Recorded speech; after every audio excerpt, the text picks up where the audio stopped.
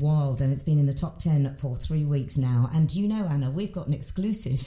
I know. How exciting is that? Jessie, welcome to the afternoon show. Hello. You said that was very intense, that last few seconds of that song. Everyone was kind of just very still and listening. It's nice. Well, I've got such a big mouth. I always talk over the end, often of dramatic pauses. But you were saying that's never been played on radio, that version. No, I've never heard it on the radio. So not many people are playing that version. So that was the first time I've heard it being played. So yeah. That's it. For us, that is amazing. I mean, honestly, on the barking hour. The barking hour. I was watching the video that goes with it. 5 million hits. I know. I saw that today on Twitter. I was like, whoa. Million. And can I just ask, me saying I talk all over things, I love the way it starts with footsteps. With a little miniature pony. Yes.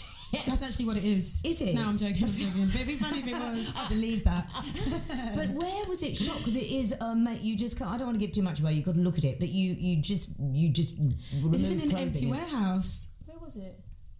It was an empty warehouse. I don't know what. I was looking at my tour manager for the answer there, and he wasn't looking. But it was in an area. But it looks fantastic. It was Zone 5.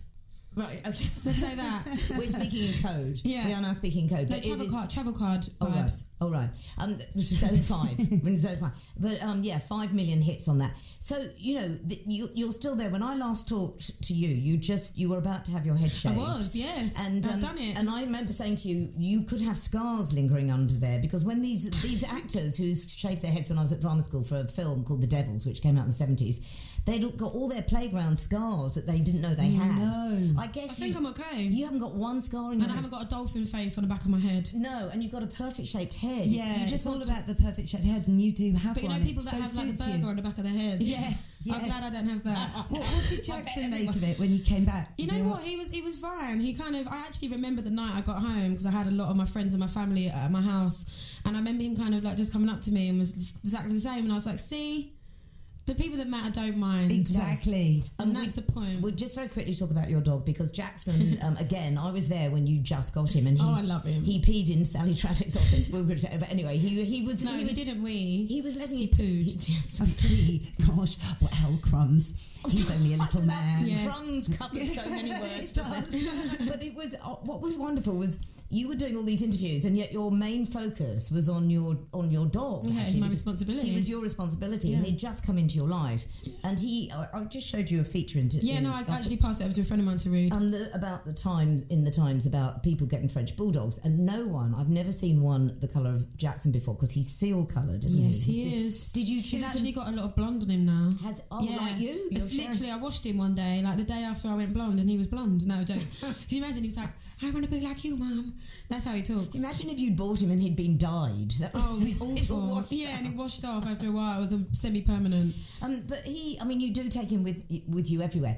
Sorry, this is a naff question. When you're recording The Voice, is he there with you? Sometimes, yeah, he's there. He's there in the stuff that isn't too overwhelming. I don't bring him onto the live shows or the set where there's lots of audience, because he's still a puppy, and I have to respect the fact that I know this is my lifestyle, but he freaks out a bit, and he was actually very, very ill not that long ago. I actually nearly lost him. Oh no! Yeah, so I'm very protective. He basically he was on a lead, and he was being walked by somebody, and I think he went into panic, and he put a lot of air and liquid into his lungs. Right. That's what Matilda had. Yeah, so I've now got him in a harness. So anyone listening that has a dog, please put them in a harness. It's so much safer than a lead. Especially the flat-faced dogs. He was in an incubator, and it was horrible. I was by his side for like 3 days straight. See, this is amazing. When I've got a British bulldog, and the very similar thing happened. And that she'd hyperventilated whilst eating gravy. Sorry, this is the most bizarre conversation. It is, but she did that, and the noise is terrifying. I mean, she literally he threw up like a lot, and this is really weird, but yeah, he did, and he was really sick, and it kind of just threw me into like a realistic kind of like, I'm responsible for him. So at the moment I look after him. My sister has him and my mum has him, so whenever I'm working, I don't want to leave him on his own, so he's either with my sister, who has my niece, who adores him, and my mum and my dad have him. So yeah, and I think that's the best situation I have. Absolutely. I just we'll stop talking about him in a moment, but do you remember I don't know if you remember this, at the Brit party, and Anna and I were there.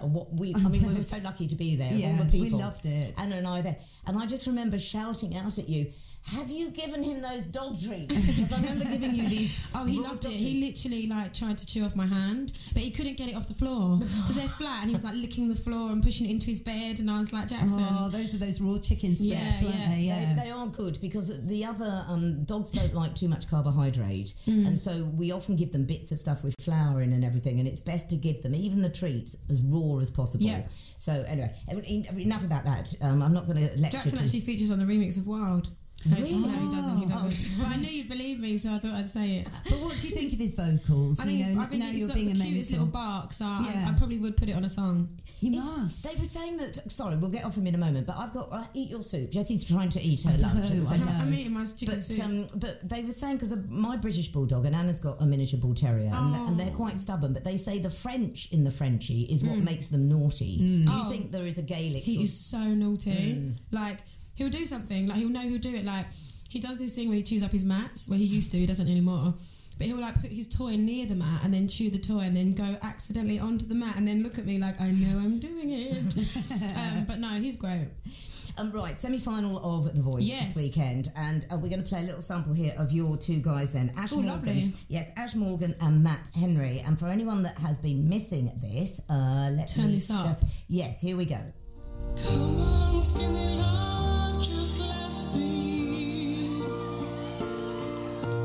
Pour a little salt, we were never here. My.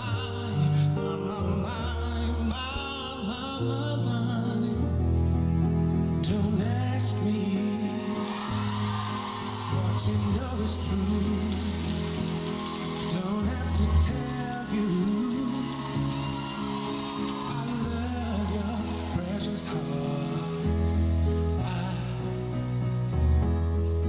I was standing, you were there. Do you know, it was very interesting watching Jessie's face. You went all very misty-eyed and nostalgic listening. I started to mime along. Are you very proud? Oh, so proud. I mean, I just feel very honoured that like only 3 years ago, you know, I was looking for someone to help me through a very, very early stage in my career and you know, and holding my hand at the beginning of the journey. And I feel like now I've kind of allowed myself to work hard and be successful and see the kind of the outcome of that. But also now I'm holding their hand. It's like a nice circle of life.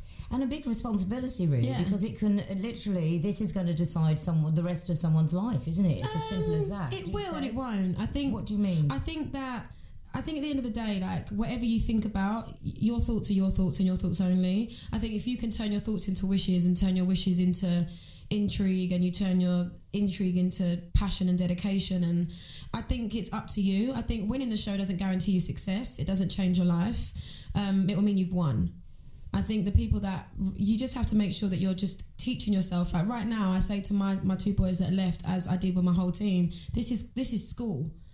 Like, take this opportunity to learn how to deal with press and vocals and performance and in-ears and all the good stuff that people don't always see. You know, teach this, let this be a lesson that, like, you're doing it right now, but the whole world's watching. So if you can't learn now, you know, it's tough. It's in at the deep end. Yeah, 100%. You know? Yeah. Who taught you your honesty? Because I remember I said this to you the first time I met you, is your honesty is extraordinary. And I remember the very first edition of The Voice, when you just turned to someone, you went, look, I'm current, I'm out there, I know what this is all about. And I just thought, no, because you when someone else says it, I'm like, oh my God. It wasn't, seriously, I said this to you when I first met you, it wasn't arrogance, you were absolutely right. You know, you have every relevance. I think sometimes on the show, the boys, they like to play up that, like, I'm just this kind of diva that does lots of riffs, and I'm like, I wouldn't be in this chair if that's all I did. So I like to make sure that they understand that, like, the emotional side of things as well, especially with females, like, I definitely can support someone on that because I know how it feels. But I am a businesswoman, you know, I'm up 8 o'clock every morning, I'm doing emails and I'm writing off stuff, and I'm writing songs for the album that kind of starts off this whole process, and I'm very much involved in my life, which is what this is. So I know how to do it and I know how to make it work right now. So if it's working right now, then I'm here to teach you if you want to know. It's so funny who's listening, because the editor of Time Out, Tina Martha, has just sent me an email just full of exclamation marks going, Jessie J, no, I want to be there.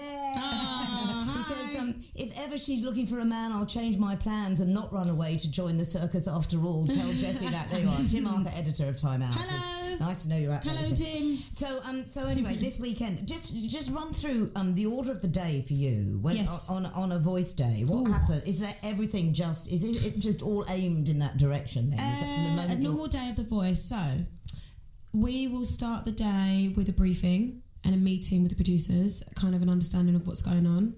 Then I will go into hair and makeup. Then I'll do piano routing around the piano on film with my contestants. We train, we learn the song, we do all that good stuff. Then I might have a rehearsal. Then I have a VT where I'll be talking about what I just did in that rehearsal. And that's all on the same day? Oh, same day, yeah. Then sometimes on that same day, we have then the live show. Wow. Which is live. You see exactly what we'd have to do. But there's so much. It's a lot of work. And the reason I ask that is for the guys. That's a big ask on their voice. You know that. I mean, you've got a massive voice because you've had to, because you do live concerts all the time. But for people who are learning their craft, whatever, that's a big ask, isn't it? When you've got a tired voice that's got to do all that work and then go out and prove themselves. Which is why I always try and explain to them there's a very thin line between diva and survival. You know, that being a survivor, you have to put yourself first, because no one cares about you as much as you care about you. And if that means you going, I know that if I do this today, I'm not going to be able to sing tomorrow, you have to learn what your priorities are and you have to take the consequences for it. However, you have to make sure that you're making the right sacrifices in your life to be able to cope with this.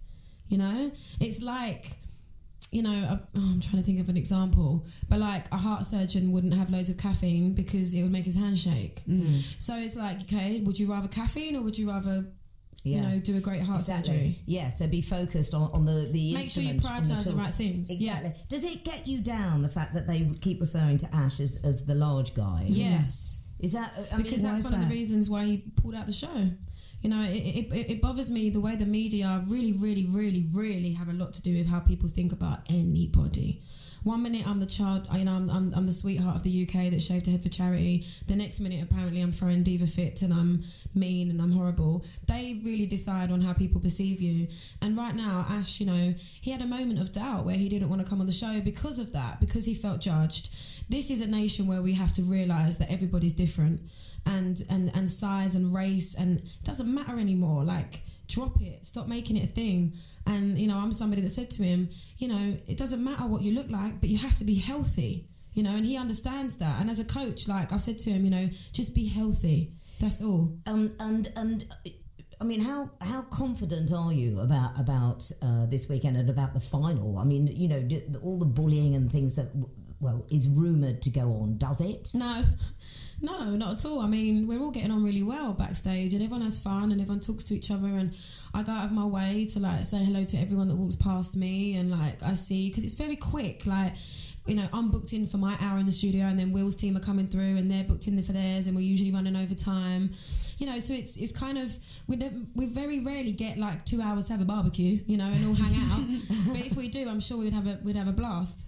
Listen, Jessie, it's fantastic to have you in again. We're going to play out with your single. The single's out now. The Only album's if you out. dance. You saw us dancing. Anna was doing the twist, which I was so embarrassed about. We're like your aunties in here. We are a bit. When's the album Little out? blonde. Yes. Yeah, exactly. We're all natural. Yeah, of course we are. The album's out later in the year. Yeah. And you're a dog lover. We love you. Yes. Jessie J. Jackson. This is Wild. Woof, woof, Jackson. Woof, woof. We're crazy.